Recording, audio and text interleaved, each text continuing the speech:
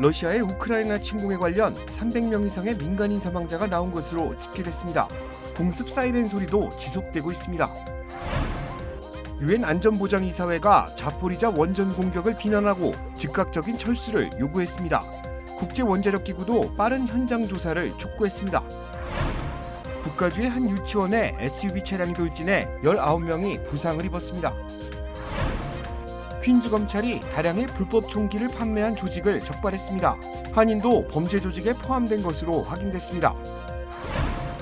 캘리포니아주에 거주하는 서류 미비자들은 앞으로 실업수당을 지급받게 될 전망입니다.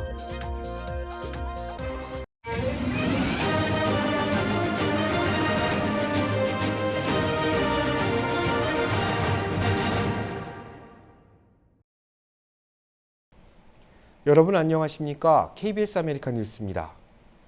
러시아의 우크라이나 침공에 관련해 민간인 피해가 점차 늘고 있습니다. 벌써 300명 이상의 민간인 사망자가 나온 것으로 집계됐습니다. 한편 우크라이나의 수도 키이우에서는 계속되는 러시아 공습에 밤새 사이렌 소리가 끊이지 않고 있다고 합니다. 첫 소식 윤진 기자가 보도합니다. 우크라이나 수도 키이우 시내 광장에서 사이렌 소리가 계속 울려댑니다. 러시아군은 키이우 인근에서 진군을 멈춘 상태지만 총격 소리가 끊이지 않습니다. 러시아의 군사 공격이 이어지면서 개전 이후 지금까지 우크라이나에서 민간인 사망자가 331명, 부상자는 675명에 이르는 것으로 집계됐습니다. 유엔 인권사무소는 이 가운데 어린이 사망자는 19명에 이른다고 밝혔습니다. 이들은 대부분 포탄과 다연장 로켓 시스템, 공습 등으로 사망했는데 인권사무소는 실제 사망자는 이보다 많을 것이라고 말했습니다. 또 지금까지 우크라이나를 떠나 국외로 피란을 간 난민은 120만 명을 넘어섰습니다. We've been waiting here for the maybe 6 hours. We can't sleep, we can't eat normally because of terrible pain. 유럽 최대 원전인 우크라이나 자포리자 원전 단지가 러시아군의 공격을 받은 뒤 젤렌스키 우크라이나 대통령은 유럽이 즉각 행동에 나서야 한다고 호소했습니다. Європа зараз повинна прокинутися. Горить найбільша атомна станція Європи. Прямо зараз російські танки розстрілюють атомні блоки. Це танки обладнані тепловізорами. Тобто вони знають, куди стріляють. Вони до цього готувались. 유럽연합과 나토, 주요 7개국 외교수장들은 벨기에 브뤼셀에서 긴급 회의를 잇따라 열어 러시아가 전쟁을 계속할 경우 추가 제재가 있을 것이라고 거듭 경고했습니다. KBS 뉴스 윤진입니다. 서방 국가들이 유엔 안전보장이사회 긴급 회의를 소집해 러시아의 자포리자 원전 공격을 비난하고 즉각적인 철수를 요구했습니다. 국제원자력기구 IAEA 사무총장도 빠른 현장 조사가 이루어져야 할 것이라고 강조했습니다. 이어서 한보경 기자입니다. 미국과 영국 등 서방 국가들이 주도해 긴급 소집된 유엔 안전보장이사회 회의에서 미국 주 유엔 대사는 러시아의 우크라이나 자포리자 원전 공격은 무모하고 위험한 행위라며 즉각적인 철수를 요구했습니다. By the grace of God, the world narrowly averted a nuclear catastrophe last night. Mr. Putin must stop this madness. 영국 주 유엔 대사도 한 나라가 가동 중인 다른 나라의 원전을 공격한 것은 이번이 처음이라며 명백한 국제법 위반이라고 목소리를 높였습니다. 이와 관련해 러시아 주 유엔 대사는 러시아군의 공격으로 화재가 발생했다는 우크라이나의 발표는 전혀 사실이 아니라며 오히려 러시아군이 자포리자 원전을 안전하게 통제하고 있다고 주장했습니다. Цель как раз в том, чтобы не допустить использования украинскими националистическими или иными террористическими формированиями сложившейся обстановки для организации ядерной провокации.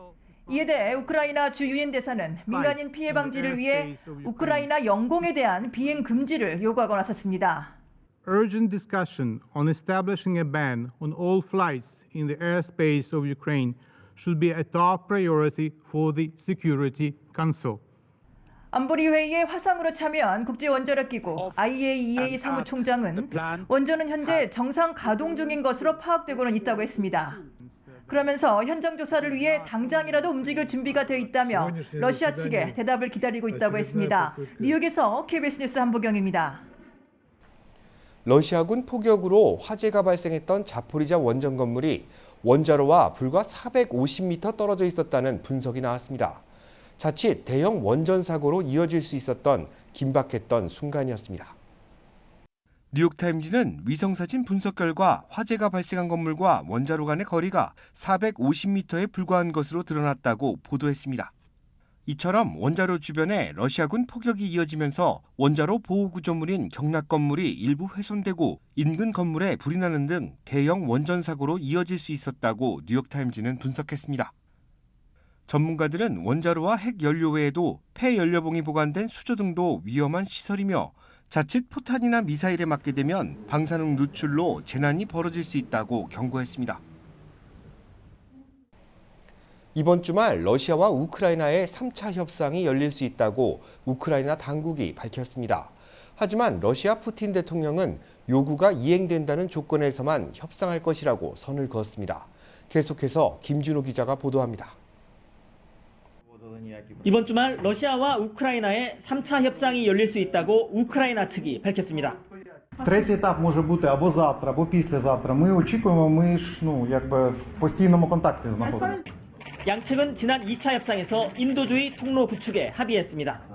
푸틴 러시아 대통령은 어제 숄츠 독일 총리와의 통화에서 탈군사화를 통한 우크라이나의 중립국화, 이른바 탈나치화 등 러시아의 요구가 이행되는 조건에서만 협상할 것이라고 밝혔습니다. 스톨텐베르크 나토 사무총장은 상황이 더 악화될 것으로 보인다고 전망했습니다. 하지만 우크라이나 영공의 비행 금지 구역 설정은 하지 않을 것이라고 말했습니다. 한편 러시아는 어제 자국 군대 활동에 대한 허위 정보 유포와 신뢰 훼손 행위에 대해 최대 15년형을 부과하는 형법 개정안을 통과시켰습니다. 또 외국이나 국제기구를 상대로 러시아에 대한 제재를 촉구하는 행위에 대해선 최대 3년형을 부과할 수 있게 하는 법률도 통과시켰습니다.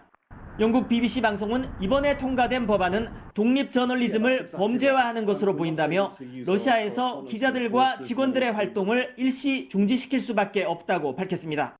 어제부터 러시아 내에서 BBC 웹사이트에 대한 접근이 차단돼 있는 가운데 러시아 규제 당국은 어제 페이스북에 대한 접속도 차단했습니다. 모스크바에서 KBS 뉴스 김준호입니다. 이런 가운데 북한의 영변 핵시설이 가동 중일 뿐 아니라 확장 작업이 계속 진행되고 있다는 분석이 나왔습니다. 북한 전문 매체 38로스는 상업용 위성사진 분석을 통해 영변 핵시설 건물 지붕에 눈이 녹고 도로에 눈이 치워졌다면서 이는 핵시설 단지 내 활동이 계속 중임을 보여주는 것이라고 말했습니다. 또 연구 개발과 관련된 3개의 대형 건물 공사가 진행 중인 것으로 보인다고 밝혔습니다. 38로스는 완공에 가까워진 것으로 보이는 실험용 경수로가 가동에 들어갈 경우 북한의 플루토늄 생산 능력이 크게 늘어날 것으로 보인다고 덧붙였습니다.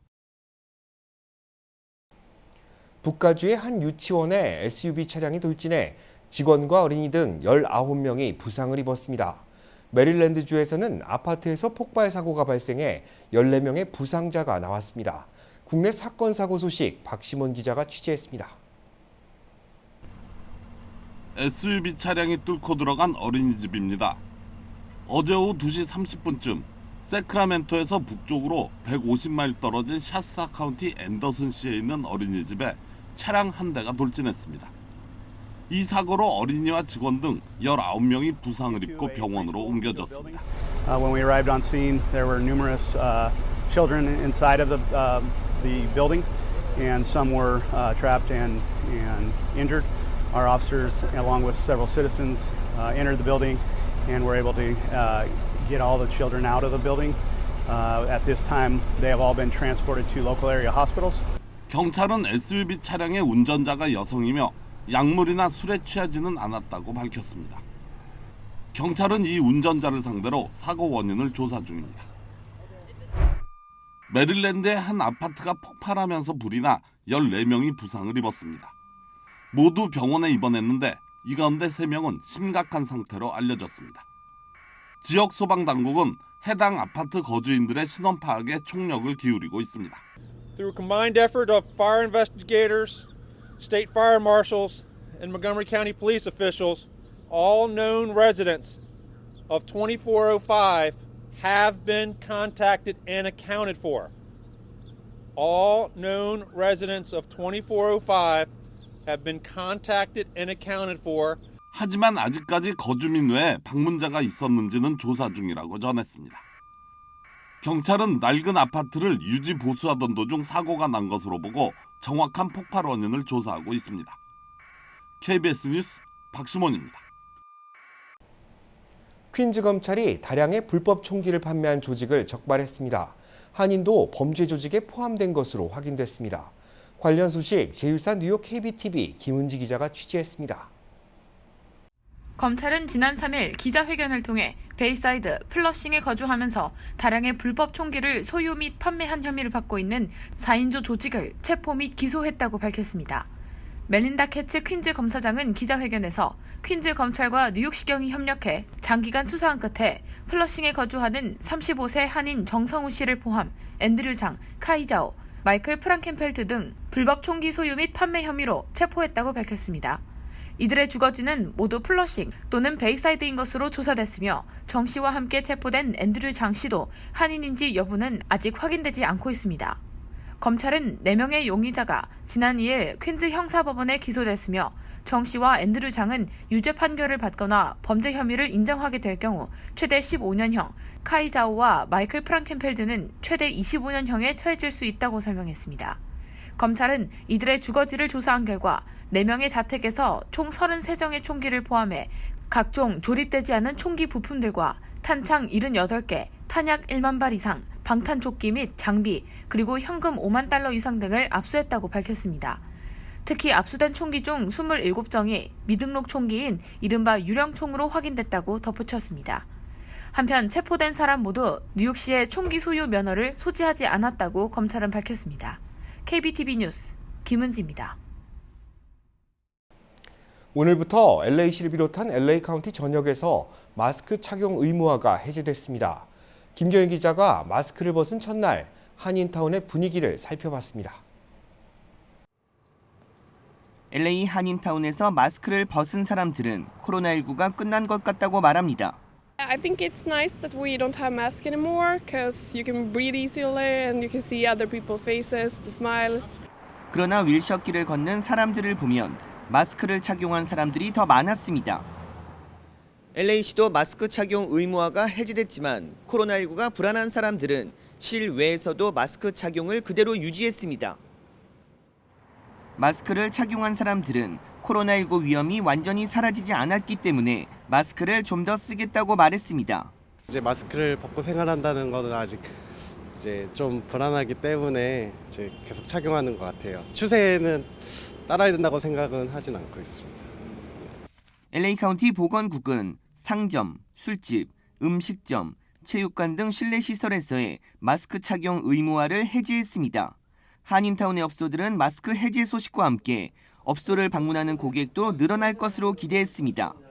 이거 지금 쓰고 있는 버릇이 됐어요. 하기가 좋은 소식에 전부 다 그 장사들 좀 그 피해 좀 안 가고 또 오는 손님들이 편하게 와서 먹게끔 돼 있어서 정말 기분 좋은 소식이라고 전하고 싶습니다. LA 카운티 보건국은 대중교통, 의료, 교정시설, 노숙자 쉘터 등 고위험 환경에서는 실내 마스크를 유지해야 한다고 말했습니다. 또한 1,000명 이상 모이는 실내 행사에서는 백신 접종 증명 또는 코로나19 검사 결과를 제시해야 합니다. 학교는 다음 주 11일까지 실내 마스크 착용을 의무화하고 이후 각 교육부에서 상황에 따라 지침을 정하기로 했습니다. LA 통합교육부의 경우 이번 학기까지 유지한다는 입장입니다. KBS 뉴스 김경일입니다. 캘리포니아주에 거주하는 서류 미비자들은 앞으로 실업수당을 지급받게 될 전망입니다.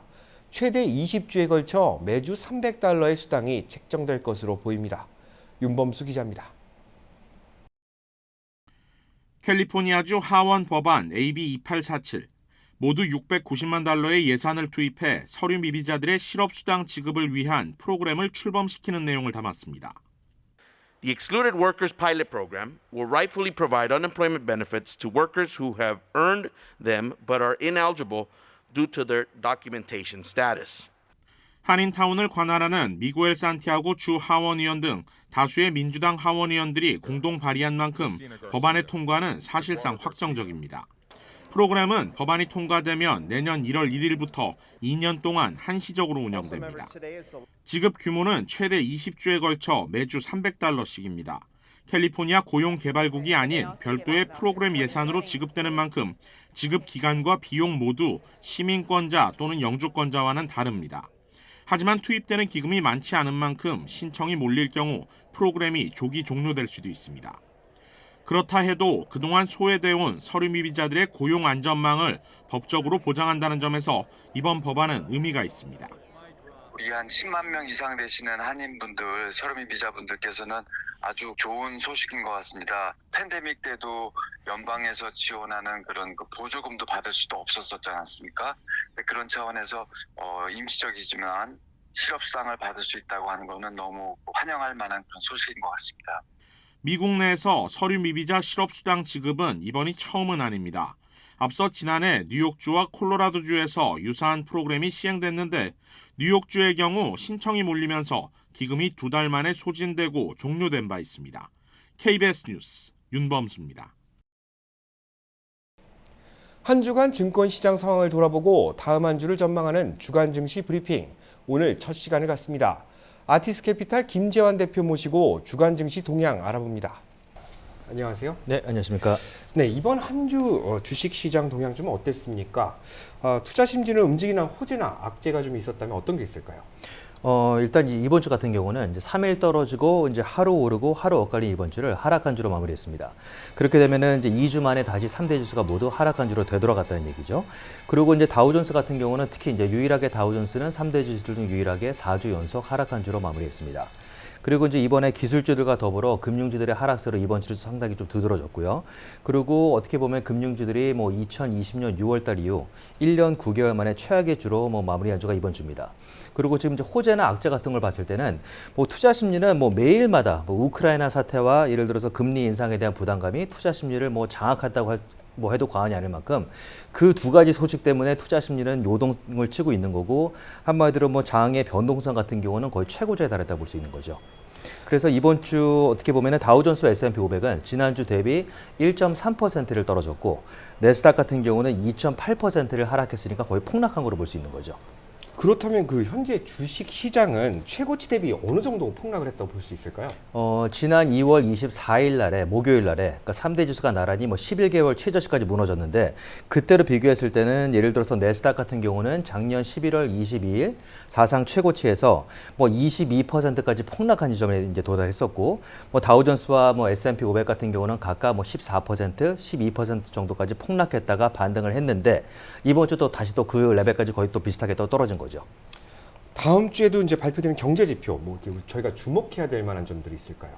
다음 주 같은 경우도 예를 들어서 이제 목요일 날, 매주 목요일 발표되는 신규 실업수당 청구 건수가 있고, 또 다음 주 같은 경우는 이제 금리 인상이 예를 들어서 이제 저희가 예상하고 있는 금리 인상이 되기 전에 마지막에 나오는 또 소비자 물가 지수가 있습니다. CPI 지수가 목요일 날 발표되고, 금요일 같은 경우는 이제 소비자 신뢰 지수가 발표됩니다.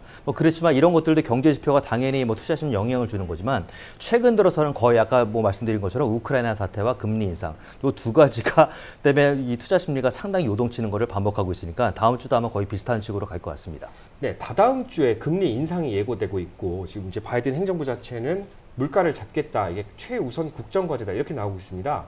앞으로 이런 그 정부 정책들이나 이런 것들도 좀 주가에 영향을 미칠 것 같은데 어떻게 보십니까? 일단은 이제 물가를 잡기 위해서 총력을 기울인다는 것 자체가 투자 심리한테는 부담이 되는 건 확실한 거죠. 어떻게 보면은 예를 들어서 올해 들어서 이자율 금리를 6번 올린다, 7번 올린다 말들이 많은데, 일단 그거는 저희가 뚜껑을 열어봐야 되는 거지만 0.25%를 이제 3월 16일 날 올리는 거를 기정사실로 받아들이고 있는 거지만, 혹시라도 이게 0.5%가 또 될 수가 있는 거고, 예를 들어서 만에 하나. 그리고 이제 계속 금리를 올린다는 것 자체가 일단 투자 심리한테는 상당한 부담으로 작용하고 있는 거죠. 자, 그럼 다다음 주에 금리 인상이 예고되고 있는데, 그렇다면 다음 주도 분명 호재로 작용할 수 있는 부분도 있다고 보거든요. 어떤 점을 좀 주의 깊게 보고 계신가요? 일단 다음 주 같은 경우 이제 투자 심리를 진정시키거나 매수 심리를 자극할 만한 호재가 된다고 하면은, 일단 첫 번째로 꼽히는 것은 우크라이나 사태입니다. 이게 예를 들어서 뭐 진짜 뭐 갑자기 뭐 이게 변수가 생겨서 뭐 시즈파이어가 되던가 예를 들어서 갑자기 뭐 이렇게 중단되거나 아니면은 여러 가지 또 원전 오늘 공격했다고 투자 심리가 완전히 매도 심리에 불이 붙었었는데 이제 그런 것들이 좀 완화되게 되면은 아마 뭐 전체적으로 저가 매수를 겨냥한 뭐 딥바잉 같은 경우가 상당히 강력하게 들어올 수 있는 거지만 그게 아니면은 계속 이런 식으로 매일매일 일희일비하는 상태는 반복될 거라 보고 있는 거죠. 여러 가지 국제 정세나 이제 국내 행정 방향에 따라서 또 주식 시장도 많이 변동할 것 같습니다. 오늘 말씀 감사합니다. 네, 감사합니다.